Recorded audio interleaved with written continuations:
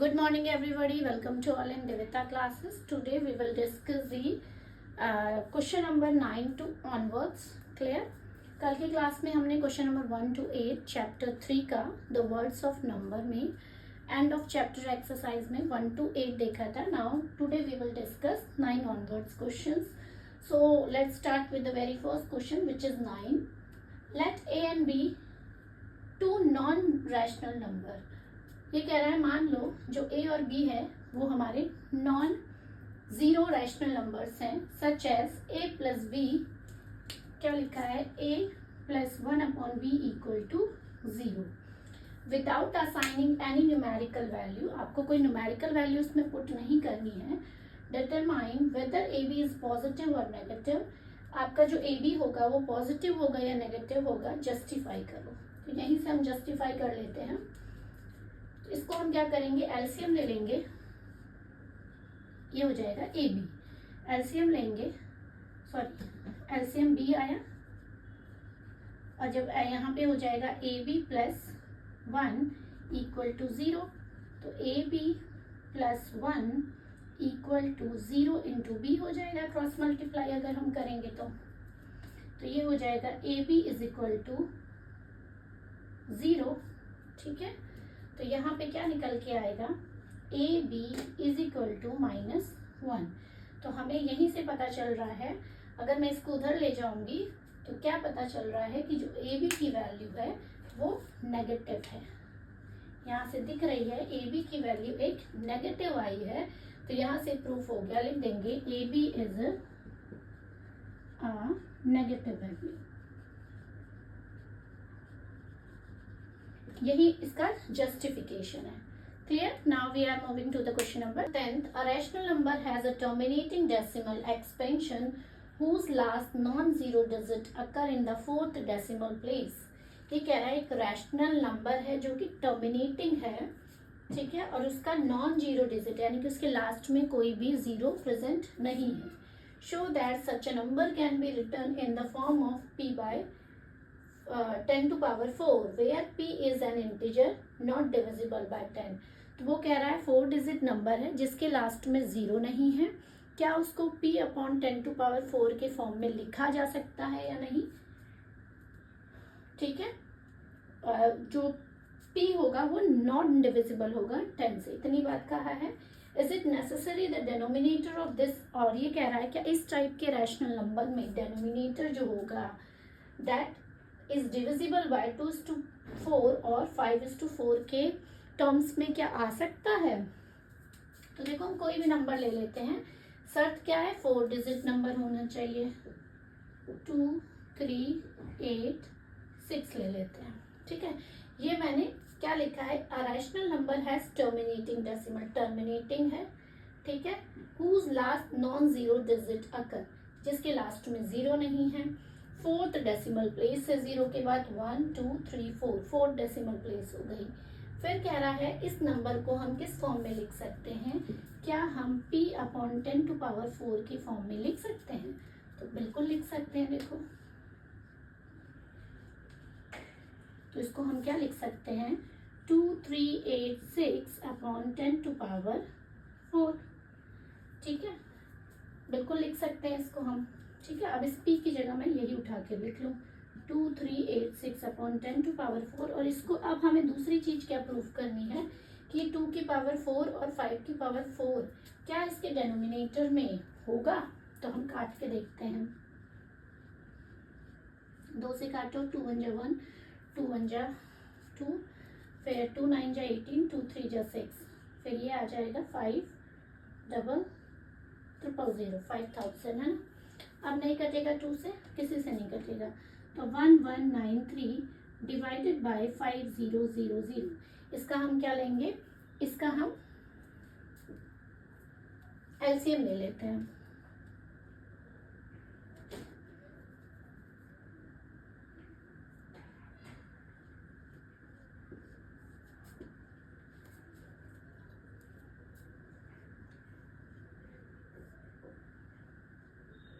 क्या आ जाएगा, 1250. 2 2 जा 4, फिर इसको काटो 2 से 6, 2 5, फिर 5 से जाएगा, क्या बचेगा, 5 1 जा 5, 5 2 जा 10, 5 5 जा 25, फिर 25 5 125, फिर 5 आ गया, फिर 5 आ गया, फिर ये 5 आ गया। ठीक है, तो इसको हम क्या लिख सकते हैं, 1193, दैट इज 2 की पावर 3 इंटू 5 की पावर 4, है ना। तो क्या आ रहा है हमारा, 2 की पावर 3 इंटू 5 की पावर 4। इसमें देखो rational number terminating decimal expansion होगा जिसमें last non zero digit in the fourth decimal place, वो आपका p की पावर 10 टू पावर 4 के फॉर्म में लिखा जा सकता है। Where p is an integer, बिल्कुल है, ये 10 से आपका डिविजिबल नहीं हो रहा है, ठीक है, क्योंकि लास्ट में 6 है और 10 का डिविजिबिलिटी रूल क्या कहता है, लास्ट में 0 होना जरूरी है। तो देखो यहाँ पे हमें डेनोमिनेटर में जो लोवेस्ट फॉर्म होगी वो 2 की पावर 4 और 5 की पावर 4 मिलेगी, तो यहाँ 2 की पावर 3 मिल रही है और 5 की पावर 4 मिल रही है, तो लिख देंगे it is not necessary, it is not necessary that rational number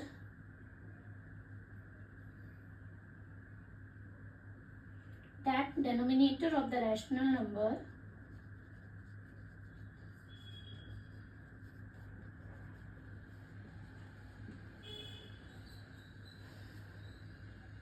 always written in 2 की पावर 4 और 5 की पावर 4, हमेशा ये नहीं है, कुछ एग्जाम्पल्स में हो भी सकता है, लेकिन कुछ में अभी हमने एक एग्जाम्पल लिया जिसकी नॉन 4 डेसिमल प्लेस थी, ठीक है, और ये नॉन डिविजिबल थी 10 से, लेकिन यहाँ पे हमें डेनोमिनेटर 5 की पावर 4 तो मिला, लेकिन 2 की पावर 3 मिल रहा है, 4 नहीं।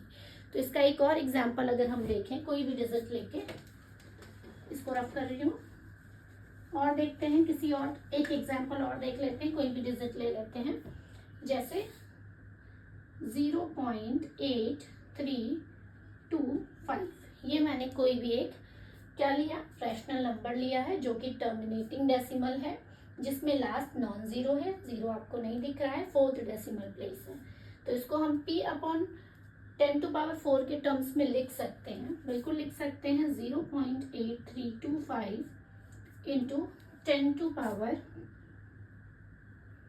25, सॉरी, ये हो जाएगा 10,000, है। इसको काटेंगे तो काटो, सीधे 5 से उड़ाएंगे, 5 1 जा 5,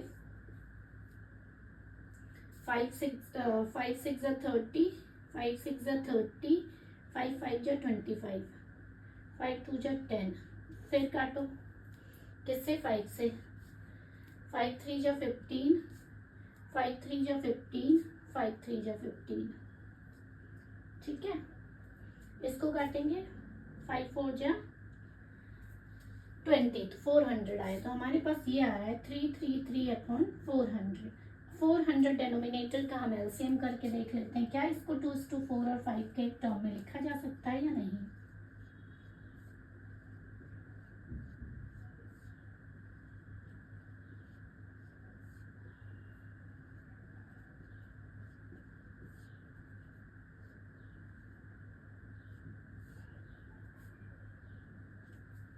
तो इसको हम लिख सकते हैं 333 2 की पावर 4 इंटू 5 की power 3।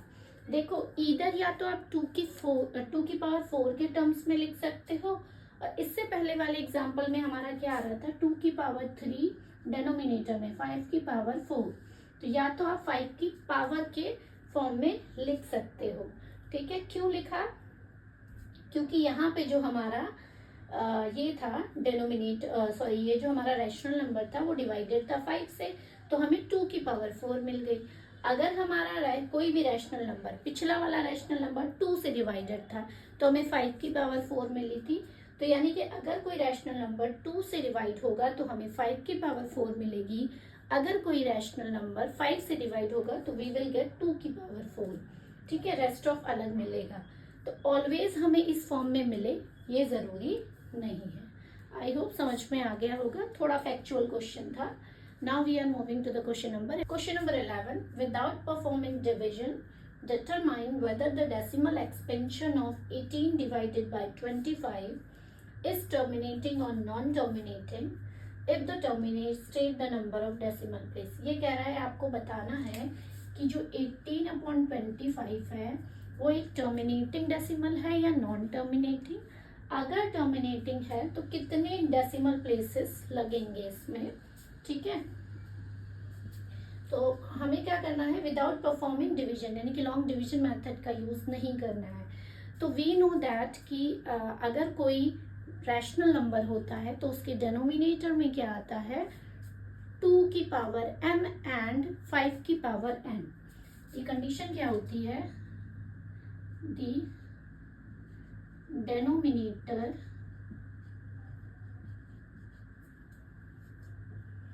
wait 18/25 just wait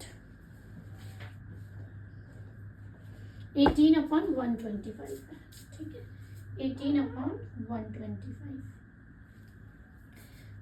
The denominator should be in 2 की पावर m into 5 की power n form if it is a rational number. अगर ये रैशनल नंबर होगा तो क्या होगा, जो इसका डेनोमिनेटर है वो इस फॉर्मेट में आना चाहिए। तो एलसीएम करके देख लो 125 का, 5 से करेंगे 25, 5 से करेंगे 5, फिर 5 से करेंगे 1, तो आ गया 5 into 3, 18/5 की पावर 3। तो ये हमारा जो मिल रहा है बिल्कुल मिल रहा है। अगर मैं यहाँ पे लिख दूँ 2 की पावर 0, क्योंकि 2 की पावर 0 होता है 1, तो 18 डिवाइडेड बाय 5 की पावर 3 ही मिलेगा हमें। अब हमसे क्या पूछा है, कितने नंबर में डेसिमल प्लेसेस लगेंगी। तो हमें क्या करना है, इस डिनोमिनेटर को इस फॉर्मेट में लिख लेंगे। इस फॉर्मेट में लिखने के लिए हम क्या करते हैं, 18/5 की पावर 3, हमें 2 लाना है। तो हम क्या करेंगे, जितनी पावर 5 की है उतनी ही पावर 2 की पावर लगा के डेनोमिनेटर और न्यूमरेटर दोनों में हम मल्टीप्लाई कर लेंगे। तो 2 की पावर 3 और 2 की पावर 3। अब हमारा आ गया 18 into 8 divided by 10 to power 3। 5 2 जा 10, पावर सेम है, ठीक है, मल्टीप्लाई हो जाएगा। तो ये आ जाएगा 144 डिवाइडेड बाय 1000, तो आंसर आ जाएगा 0.144। तो डेसिमल प्लेसेस कितने पे आएगी, डेसिमल प्लेसेस कितनी होगी, 3। Clear, 3, it has 3 decimal places. Clear, तो ये रहा solution number 11। Now we are moving to the question number 12। Question number 12. A rational number in its lowest form has denominator 2 to power 3 into 5. ये कह रहा है एक रैशनल नंबर है जिसकी डेनोमिनेटर की वैल्यू क्या है, 2 की पावर 3 into 5 है। How many decimal places will its decimal expansion have? इस decimal expansion में decimal places कितनी होंगी, अपना आंसर एक्सप्लेन करना है। तो देखो हमारा रैशनल नंबर क्या होता है, दैट इज P/Q। Q हमारा डेनोमिनेटर है, तो इस Q की जगह हम क्या लिख सकते हैं, इस Q की जगह हम लिख सकते हैं 2 की पावर 3 into 5। ये हो गया, ठीक है, ये हमारा रैशनल नंबर है। रैशनल नंबर हमेशा P/Q के टर्म में लिखते हैं, ठीक। और रैशनल नंबर कब होगा, जब इसकी पावर, रैशनल नंबर की क्या शर्त है, डेनोमिनेटर 2 की पावर n और 5 की पावर n, 2 की पावर n और 5 की पावर n में होना चाहिए, है ना, ये आपको पता है। तो ये रैशनल नंबर तो है, लेकिन इसका डेसिमल एक्सपेंशन कैसे करेंगे, यहाँ पे 5 की power that should be equal to 2 की पावर, तो हम क्या करेंगे, लिखेंगे power of 2 and 2 into 5 should be equal. So हम क्या करेंगे, ऊपर नीचे 5 की पावर 2 से मल्टीप्लाई कर लेंगे। तो हम क्या करेंगे, p अपॉन 2 की पावर 3 इंटू 5 है, इसमें हम 5 की पावर 2 और यहाँ भी 5 की पावर 2 से कर लेंगे। तो हमारा आ जाएगा 2 अपॉन 3 इंटू 5 की पावर 3 इंटू 5 की पावर 2, यानी कि 25p अपॉन 10 टू पावर 3। और जब 10 टू पावर 3 है, दैट मीन्स डेसिमल एक्सपेंशन में 3 डेसिमल प्लेसेस होंगे। तो लिख लेंगे it has 3 decimal places in its decimal expansion. Clear? यही आपका सॉल्यूशन हो जाएगा। पावर के बेसिस पे हम बता देंगे, 10 टू पावर 3 है तो उसके बेसिस पे हम बता देंगे कि हमारा डेसिमल जो होगा वो 3 प्लेसेस पे होगा उसके डेसिमल एक्सपेंशन में। Clear? Now we are moving to the question number 13। Let a equal to 7/12 and b equal to 5/6। ये आपके दो नंबर दिए हुए हैं, a और b की वैल्यू। एक्सप्रेस बोथ, आपको दोनों को a और b को in the form of k1 m upon m and k2 upon m, जहाँ पे k1 k2 एंड m एक इंटीजर्स हैं। ये कह रहा है k2 और k2 minus k1 that is greater than 6। इसको अभी हम प्रूफ करके देखेंगे, इज इट करेक्ट और not. Using the same denominator, अगर हम डेनोमिनेटर को सेम रख रहे हैं तो एग्जैक्टली 5 डिस्टिंक्ट रैशनल नंबर लिखने हैं आपको between a and b, keeping an integer numerator. फिर आपको देखना है कि k2 और k1 n+1 is necessary to find n such rational number between two rational number a b by using this method। तो हमें क्या दे रखा है, a की वैल्यू दे रखी है 7/12 और b की वैल्यू दे रखी है 5/6। और हमें किस फॉर्मेट में लाना है, हमें लाना है k1 m and k2 upon m। m show कर रहा है कि denominator that should be equal, यहाँ इक्वल नहीं है तो इसको इक्वल करते हैं हम। तो इसको अगर मैं 2 से मल्टीप्लाई कर लूँ तो 10/12 हो जाएगा और ये 7/12 हो जाएगा। बट इसमें एक चीज बोली है कि डेनोमिनेटर को सेम रखते हुए 5 डिस्टिंक्ट रैशनल नंबर लिखने हैं। तो यहाँ तो मुझे 8, 9 दो ही रैशनल नंबर मिल रहे हैं, तो इसको हम और बड़ा करते हैं। ठीक है, डेनोमिनेटर को और बड़ा करने के लिए अगर मैं इसको 3 से मल्टीप्लाई कर लूँ ऊपर नीचे, तो ये हो जाएगा 21/36 और b हो जाएगा हमारा 30/36, है ना। अब इसमें कंडीशन पहले देखो, k2 माइनस k1, ये मेरी k1 की वैल्यू है, ये मेरी k2 की वैल्यू है। तो मैं करके देखती हूँ k2 माइनस, यानी कि k2 माइनस k1 करके देखें, that should be greater than 6 और नॉट। तो यहाँ पे मैं करती हूँ 30 माइनस 21, ठीक है, दैट मीन्स 6, यहाँ पे 9 आ रहा है आपका, तो 9 इज ग्रेटर देन 6। बिल्कुल ये आपका एक्सप्रेस हो रहा है।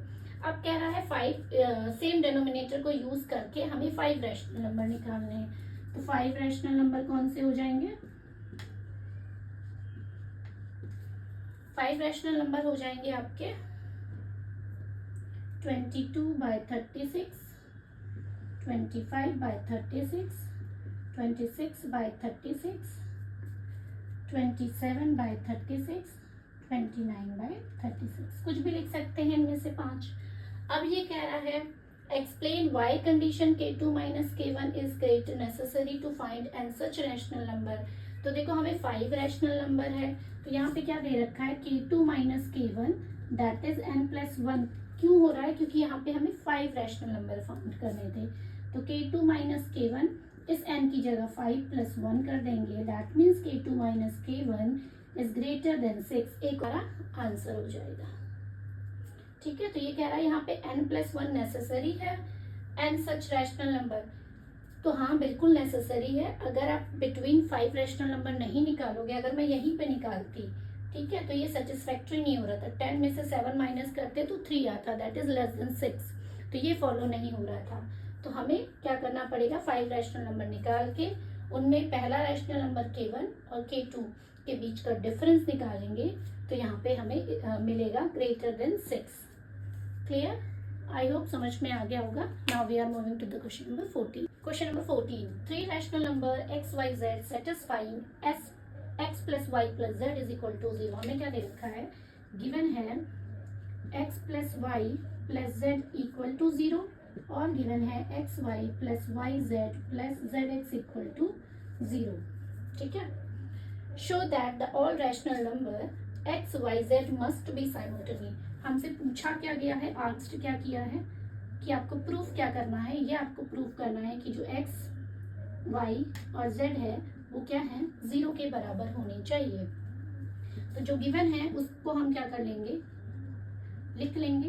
अब लिखेंगे both side, squaring both side, square कर लेंगे तो x plus y plus z का होल स्क्वायर इक्वल टू 0 का होल स्क्वायर। हमने a plus b plus c की आइडेंटिटी पढ़ रखी है, चैप्टर 4 में हम डिस्कस भी करेंगे। तो यहाँ पे आ गया है, तो आपको पता होना चाहिए a plus b plus c का होल स्क्वायर की आइडेंटिटी होती है a square plus b square plus c square plus 2ab plus 2bc plus 2c। तो यहाँ हम लिख लेंगे x square plus y square plus z square plus 2xy plus 2y z plus 2zx equal to 0। Clear? अब हम क्या करेंगे, x square plus y square plus z square, अगर मैं यहाँ 2 कॉमन ले लूँ तो ये बन जाएगा x y plus y z plus z x equal to 0। और हमें ये भी गिवन है, देखो ये गिवन है, तो यहाँ पे मैं लिख सकती हूँ x square plus y square plus z square that is 2 into 0 equal to 0। तो ये हो जाएगा x square plus y square plus z square equal to 0। ये 0 हो गया। फिर आगे देखो, आगे क्या करेंगे, हम इसको इधर वाला रफ कर देती हूँ। ठीक है, गिवन था हमें।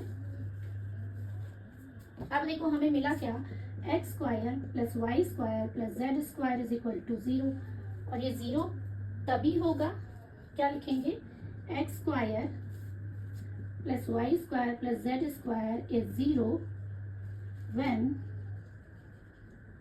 the value of x square is equal to 0, y square is equal to 0 or z square is equal to, so we can say क्या होगा, x plus y plus z equal to 0। यही हमें proof करना था। Clear? क्या किया, जो given था उसमें दोनों साइड स्क्वायर किया, आइडेंटिटी लगाई, a प्लस बी प्लस सी के होल स्क्वायर की आइडेंटिटी लगाने के बाद हमारा ये जो गिवन है x y plus y z plus z x equal to 0, ये हमने वैल्यू पुट की तो 2 इंटू 0 हो गया। तो बचा हमारे पास x square plus y square plus z square is equal to 0। ये तभी 0 होंगे जब इनके स्क्वायर 0 हों। तो एक्स और वाई जेड की वैल्यू जब 0 होगी तभी हमें पता चलेगा इनका सम भी 0 है। Clear? Now we are moving to the question number 15। Show that the rational number a plus b by 2 lies between the rational number a and b। Easy है, इम्पोर्टेंट भी है। तो ये कह रहा है जो a और b के बीच में लाई करता है वो a प्लस बी बाई 2 है। तो हम कह सकते हैं a plus b by 2 is greater than a but less than b, या हम डायरेक्टली यहाँ पे कह सकते हैं a जो है वो लेस देन है b के। क्लियर? इसको हम ले लेते हैं। ठीक है, a that is less than b। अगर मैं दोनों साइड क्या ऐड कर दूं, a ऐड कर दूं, लिख लो add a on both side, तो क्या हो जाएगा, a plus a that is less than b plus a। दोनों साइड मैंने a ऐड कर लिया तो ये बन जाएगा 2a that is b plus a। तो a इक्वल टू हो जाएगा b प्लस a बाय 2। ये इक्वेशन 1 हो गई। दूसरा क्या कह रहा है, फिर हम करते हैं a is greater then b, a is less than b, दोबारा लिया। अभी हमने a ऐड किया था, अब हम यहाँ पे b ऐड कर लेंगे, तो हम a plus b, b plus b, तो यहाँ लिख लो add b on both side, तो ये बन जाएगा a plus b that is 2b, a plus b divided by 2 that is less than b। अब हमें ये इक्वेशन सेकेंड कर लेते हैं। Now by equation first and second, first वाली इक्वेशन क्या कह रहा है, a is less than a plus b by 2, और सेकेंड कह रहा है a plus b upon 2 that is sorry a is greater than a plus b, second कह रहा है a plus b by 2 is less than by b। तो यही हमें प्रूफ करना था। So a plus b by 2 lies in between a and b rational number. Clear, यही हमें प्रूफ करना था। Now we are moving to the last question of this chapter, that is question number 16। Now we are moving to the question number 16. Find the length of the hypotenuse of the all right triangle in figure 3.14 which is referred to as the square root spiral। ठीक है, तो ये एक diagram बना हुआ है। ठीक, यहाँ मैंने कलरफुल इसलिए दिखाया क्योंकि अलग अलग हैं, तो हमें सबका क्या करना है, आपका वो निकालना है, सबकी लेंथ निकालनी है, हाइपोटेन्यूस निकालना है। तो इसको हम मान लेते हैं h1, इसको मान लेते हैं h2, इसकी मान लेते हैं h3, इसकी h4, इसकी h5, इसकी h6, इसकी h7, इसकी h8, इसकी h9 और इसकी h10। तो अगर मैं h1 इसको मान लेते हैं o, इसको मान लेते हैं a और इसको b, तो राइट एंगल ट्राइंगल हमारा क्या है, हम क्या ले लेंगे OAB।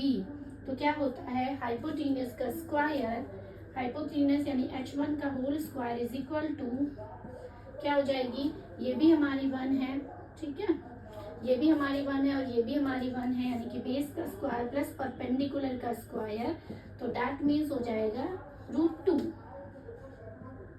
तो h1 की वैल्यू हमारी निकल के आ गई, h1 की वैल्यू निकल के आ गई √2। अब इस h1 की जगह हम क्या लिख दें, √2 लिख देते हैं। h2 निकालने के लिए, इस h2 को निकालने के लिए हम क्या करेंगे, इसका नाम रख लेते हैं c। अब हम राइट एंगल ट्राइंगल किस में देखेंगे, अब हम राइट एंगल ट्राइंगल OBC में देखेंगे। OBC में देखेंगे तो h2 का होल स्क्वायर, ठीक है, whole square that is equal to perpendicular का स्क्वायर प्लस बेस का स्क्वायर, और हमें पता है, सॉरी ये तो स्क्वायर लगा ना, तो ये स्क्वायर हटा देते हैं, उसका हमने रूट कर दिया। तो यहाँ परपेंडिकुलर का स्क्वायर क्या निकल के आया है, परपेंडिकुलर हमारा √2 निकल के आया है, √2 का स्क्वायर प्लस बेस हमारा 1 है, तो ये आ जाएगा √3। तो h2 की वैल्यू मेरी निकल के आई है √3। उसी तरह हम फिर इसको हम क्या मान लेते हैं, ये मेरी 1 है, इसको हम d मान लेते हैं। फिर लिखोगे राइट एंगल ट्राइंगल OCD, तो h3 की वैल्यू हो जाएगी p²। अब p² की जगह आप क्या लिख दोगे, दिस h2 की वैल्यू दैट मीन्स √3 का होल स्क्वायर प्लस क्या लिख दोगे 1, तो ये हो जाएगा √4। तो h2 की वैल्यू निकल आएगी, h3 की वैल्यू निकल आएगी √4। इसी तरह हम h4 की वैल्यू निकालने के लिए क्या करेंगे, √4 का होल स्क्वायर प्लस 1 का whole square that means 5 under √5। तो h4 की वैल्यू निकल आई √5। इसी तरह h5 की वैल्यू निकल आएगी √6, h6 की वैल्यू निकल आएगी √7, h7 की वैल्यू निकल आएगी √8, और इसी तरह 8 की निकलेगी √9, 9 की निकलेगी √10 और √10 की निकलेगी √11, h10 की निकलेगी √11। इसी तरह से आपको क्वेश्चन को करना है। आज के लिए बस इतना ही। क्लास अच्छी लगे तो वीडियो को लाइक, शेयर एंड चैनल को सब्सक्राइब करना ना भूलें। Thank you. कल मिलते हैं new exercise that is algebraic identities chapter 4 के साथ।